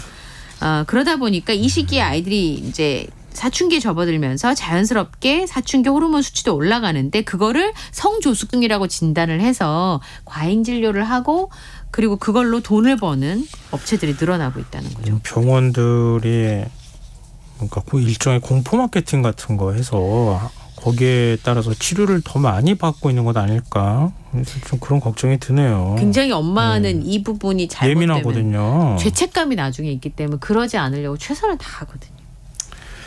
좀 씁쓸한 의료 현장의 예. 모습인 것 같습니다.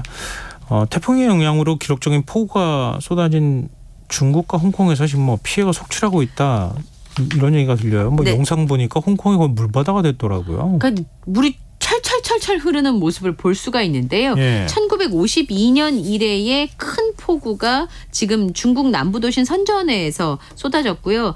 홍콩은요 1884년이 1900년대도 아니고 1884년 이후에 최악의 폭우가 내렸습니다. 관영 신화통신 보도를 보니까 선전에서는요 오후 5시부터 그 다음날 오전 6시까지 202.8mm의 비가 쏟아졌고 누적 강수량은 469mm입니다. 홍콩 같은 경우는요 1시간 동안 158.1mm.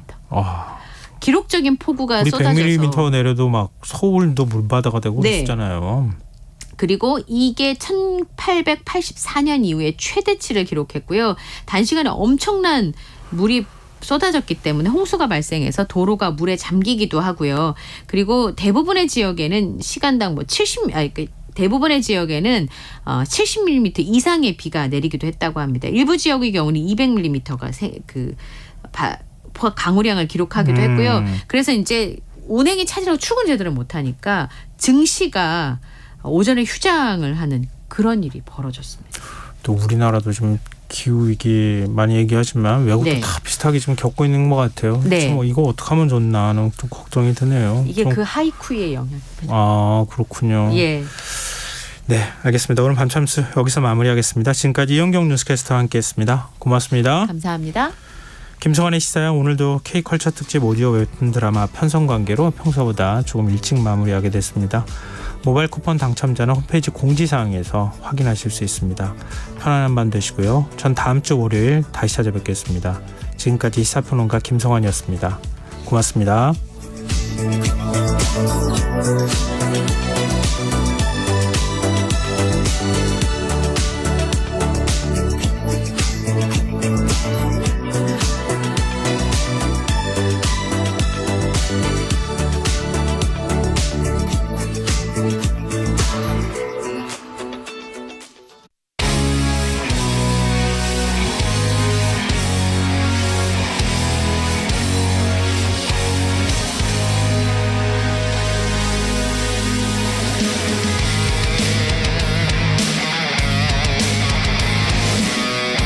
K컬처 특집 오디오 웹툰 드라마